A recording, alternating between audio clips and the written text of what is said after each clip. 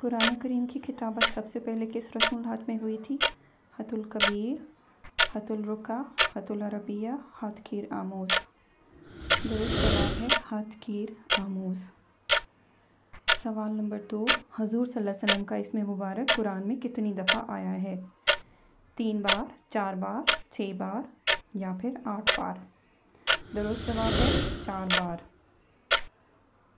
سوال نمبر 3، قرآن مجید میں نکات کس کے حکم سے لگائے گئے تھے؟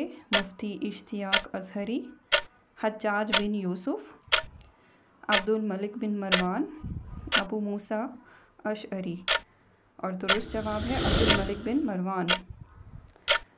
چوتھا سوال، حضور صلی اللہ علیہ وسلم نے کس سورت کے نزول کے بعد اعلانیہ تبلیغ کا اعلان کیا تھا؟ سورہ مزمل، سورہ مدثر، سورہ بقرہ یا سورہ فتح؟ اور اس کا درست جواب ہے سورہ مدثر۔ پانچواں سوال، 14 اگست 1947 کو ریڈیو پاکستان نے اپنی پہلی سروس میں قرآن پاک کی کس سورت کی تلاوت نشر کی تھی؟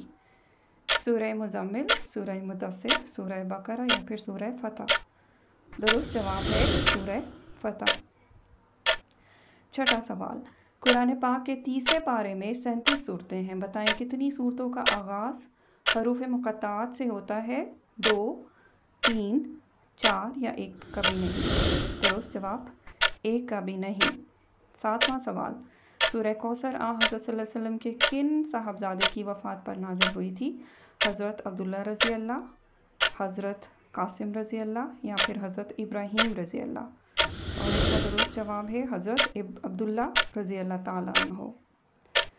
آٹھواں سوال، مجھے امید ہے میں دنیا کے تمام دانا اور باشعور لوگوں کو یکجا کر کے قرآنی تعلیمات کی روشنی میں ایک لسانی نظام قائم کروں گا، کیونکہ صرف یہی تعلیمات انسان کو حقیقی معنوں میں مسرتوں سے روشناس کرا سکتی ہیں۔ بتائیے یہ الفاظ کس مشہور جرنیل کے ہیں؟ نپولین بوناپارٹ، خالد بن ولید رضی اللہ، طارق بن زیاد یا پھر صلاح الدین ایوبی؟ درست جواب ہے نپولین بوناپارٹ۔ 9واں سوال، قرآن میں مکمل سورت کی شکل میں نازل ہونے والی پہلی سورت سورۃ فاتحہ تھی، بتائیں آخری سورت کون سی ہے؟ سورہ حج، سورہ نصر، سورہ کوثر یا سورہ فتح؟ درست جواب سورہ نصر۔ 10واں سوال، اس سورت کا نام بتائیے جس میں صرف 2 رکوعات ہیں اور ان میں سے ایک رکوع مکہ میں اور دوسرا 10 سال بعد مدینہ میں نازل ہوا؟ سورہ ملک، سورہ رحمان، سورہ حشر یا سورہ مزمل؟ درست جواب ہے سورہ مزمل۔ آپ کو یہ کوئز کیسا لگا؟ آپ کے کتنے جوابات درست ہیں؟ کامنٹ باکس میں ضرور بتائیے۔